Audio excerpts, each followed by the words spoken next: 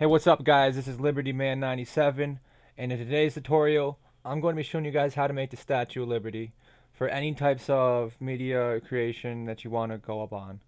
So anyways, I have to redo this because I ended up making a commentary along with the video I made. So I'm just going to open up my shed. So the reason why I open up that is because I want to open it up quicker than just loading all the plugins from the start and making it go like that. So I'm just gonna open up old file and then start new. And this is my shed that I was making, and it's a little design I was gonna make for the outside of my home. Uh, I can show you guys how to do this in my next tutorial. How I did those studs and the 2x4s and the 2x6s. I started out with the base of it, and I just kind of went up on it. You know, I just do whatever I gotta do. But anyways, here's the Statue of Liberty I have, and it's pretty cool. It looks just like the Statue of Liberty. I did it from a blueprint. If you notice, the back of the blueprint doesn't look like the front of the blueprint because if you actually look at it from, if you take the front and you look at it from the back, it's gonna be the same exact as that. So what I have to do, I just found out, you have to rotate your spline. You have to rotate your spline 90 degrees. So sorry about that. I just found that out by commentating on this video, by looking at the video over and over again and finding out what's wrong with it. So if you guys wanted to make sure the back looks cool too, I'll put up another tutorial for you guys. That'll be part 2 of this video series. And it's gonna be actually this is gonna be a part series. Probably be a series, and I don't know how long it's gonna be. So just stay tuned, and hopefully you guys like my videos. I do. Um, I'm just showing you guys what to do here, and I wasn't really doing it right. And to be honest with you, all you have to do is take the spine somehow and manipulate it, and I really don't know what to do here. So you guys know what to do. Please comment below and tell me how you would go about using the back of there. I think all you have to do is with this is just use the front and develop from the front. But if I'm wrong, I'm wrong. If I'm right, I'm right. Whatever. I know how to make the Statue of Liberty in Cinema 4D from using blueprints. Only one blueprint, I guess, from the front angle. Guess you can do it from the back angle and have the same exact as a front angle. Depends on how you guys want to do it. Just follow along. Making a new file here. And what I do is I configure all of them. I'm showing you guys how to configure all these. And you got to configure. You have to go to options and then configure. So when you go to options and you press configure, it will allow you to go to the back. And if you see over in the little viewport down low, below all your where your other stuff is. Anyways, what I do is I loaded it wrong. I didn't. I was just showing you guys what to do if you wanted to do it from a different angle. But that'll be my next series, um, on how to make the base and the land of the Statue of Liberty. So, anyways, um, I'm now showing you guys what the top would look like, and I don't know really what I was doing there. I kind of shouldn't have, kind of got too involved with it. I tried actually showing you guys how to rotate it and use that, uh, and hopefully you guys get the hint of it. But anyways, I'm gonna go move it over to my front now, and I configure that, and I press back, and I load in the blueprint that I want to use. And when I load this blueprint in, you're gonna see that it's actually not aligned. So what you have to do to align it is you have to go to the offset X and offset Y, and that's right down the viewport. And when you use the offset X and offset Y, you will be able to move the blueprint. And what I want to do is I want to line it up with the X, Y, and Z axis on the axis. See what the axis is, the red and the green? Well, that's the X. The red is red. Red is X, and then Y is green. So, and Z I think is invisible. So Z is like the sides, the how width it is. Um, more X is more the width, and Z is more the height and all that put together. It's more in depth. I'd have to go over that in a bit of my. To be honest with you, Z is just meant for like, let's say you wanted to like add more of a hint to it. It's hard to explain. I'll put it in the comments. I'll put it in the comment section if you guys need any help.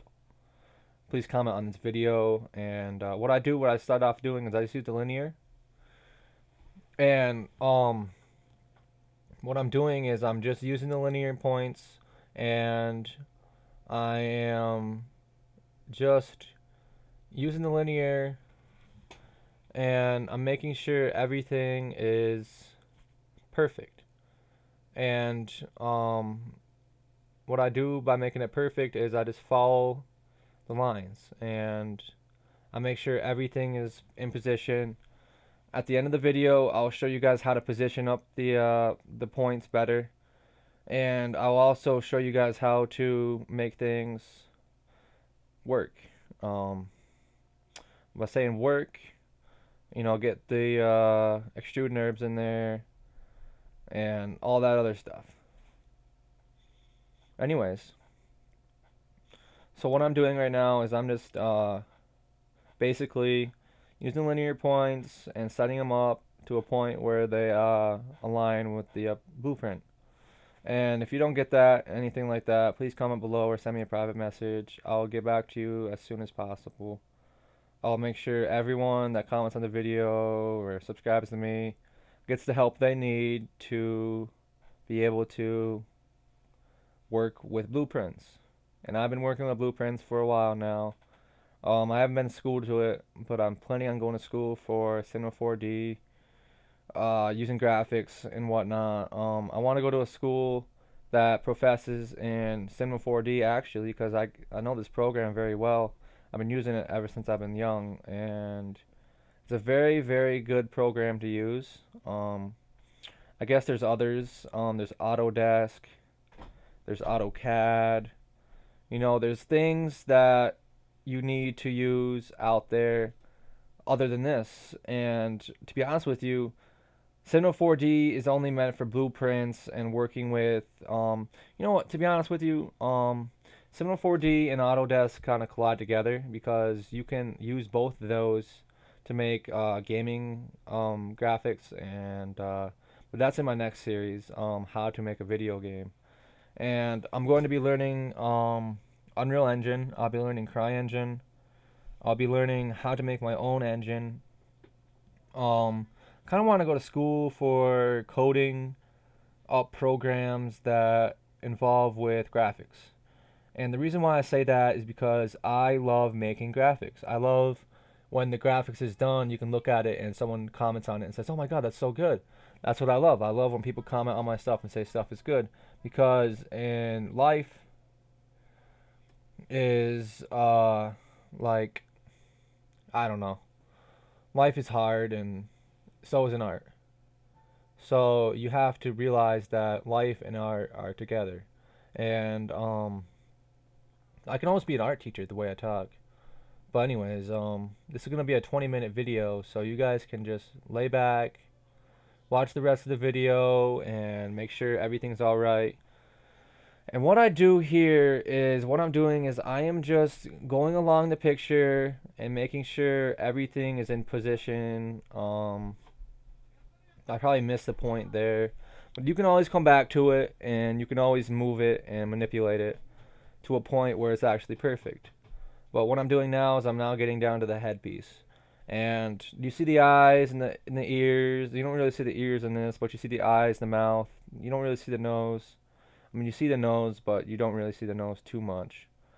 And if for me to do this, you would actually have to have a Photoshop, and you would bring this into Photoshop, and you would color over it. And when you bring it into Photoshop and you color over it, you can either, well, to be honest with you, you wouldn't color over it. You would have to do this in Cinema 4D, and you have to use decimals. And when you use decimals, it makes it so you, let's say like 0.000001, that'll be a very small thing, but it can be extruded out, and it can be used to make eyes and mouth and the facial features. I don't really have much facial features going on here right now in this tutorial. I just have the tutorial on how to make the outlining of it and make sure everything is in set and in place. So, if anyone out there is a good graphics engineer or a good graphics designer and wants to see my creations, please be able to comment below if you like my videos or anything like that, because I'm down for anything that likes my videos. But I probably should be getting on to the next part here, and probably YouTube won't allow me to um, you know, upload videos until I got YouTube Pro or whatever it's called. I really don't know what it's called. Google updates their YouTube almost every day, and I haven't been using YouTube lately because I used to have a channel called Driz HD. I bought it off a person, and I just got a bunch of hate from it. I never got any subscribers. I lost most of the subscribers, and I don't know why I lost them. I was posting out good content. I was posting gaming plays, commentaries, anything you can name of. I was posting. I was posting anything I can get my hands on. So if I ever got my hands onto like a good GoPro, I'll probably be out there dirt biking, doing backflips on the dirt bikes, doing whatever I gotta do to let myself be free. And what I'm doing now is I'm coming up closer to the base of the Statue of Liberty, and I look upon it and I say, well, what should I do here? And to be honest with you, I didn't know what to do either. So I zoomed out and I looked and I made sure it was aligned with the other side. And that's what I'm gonna be coming up here soon. And anyways, I ended up copying all the points good at the end of the video, and this is where I got messed up. So I didn't know what the way I did it over there is the way I did it there. Over here, the way I did it over there is the way I did it here. So the way I did the points, I made sure the points were the same exact as the right side and the left side, or the left side and the right side, if in this case. And um, I made sure all the points were level with each other. By the end of the video, I'll be telling you guys how I did this, and basically just tips, if you guys know how to do this, tips on using linear point or whatever you guys got to use to make this. I'll prefer linear points. Use freehand if you want, but it's not gonna do much for you, unless you have a digital pen. And a digital pen is from Wacom or whatever you use. I use a Wacom, and I very like it a lot. I like it a very lot, and I ended up using my pen for it. So I can't make any more textures. I can't make textures I want to make, or text I want to make, or anything along the lines that involves not clicking with the mouse, but using points, using pinpoint accuracy with the pen. And I need that, so I need enough money to actually start with my Wacom again. So if you guys can subscribe and to my videos, I'll be putting out every 100 subscribers. I'll be putting out more content along the lines of using Cinema 4D, Photoshop, Adobe After Effects, I'll be using Dreamweaver. I'll be using CryEngine. I'll be using I like this a lot. I like this engine a lot. The SDK for Call of Duty World at War. The Call of Duty World at War SDK is actually pretty cool because you can actually make your own zombies in that. It's actually called the Call of Duty World at War Zombies SDK, and I like it a lot because without the SDK, PC wouldn't be the same. Like Call of Duty World at War PC wouldn't be the same because people were actually able to make their own maps. And I got into that, but the only reason why I stopped was I didn't know how to make a dot object into a dot 3ds. And that was my own problem that I had to secure on. And I ended up finishing this up by scrolling all the way over and finding where it's at. And I ended up closing the spline by going into the object in the spline category, or the spline window. And I'll show you guys how to manipulate it. So all you got to do is go to your live selection tool. Yep, live selection tool. And I was just going over how to use other selections. And it's just meant for things that have, you know, lassos or rectangular selections or polygon selections. And that's meant for like big buildings, or if you want to like make eyes, or anything along the lines of using extrudes. And extrude NURBS is a very, very good complex algorithm that they used in this. They used an algorithm, I think, in C++ that allows whatever goes along the lines with the points will go into a C++ into like a vector sequence, and it goes along with the pixels. So pixels of the camera. So I would say the camera is an HD 1920 by 1080p resolution. Well, you can actually make some of these resolutions bigger. Well, you can't really manipulate it too much if you have a camera that doesn't do that, but there is ways of making it look better. And that's what I'll be going on in my next tutorial. And I have like 5 more minutes left in this tutorial. I'm going to be going over how to make this a 3D object. I'm going over right now, what I'm going over is fixing the points, making sure all the points are set together and are, see what I see right here right now.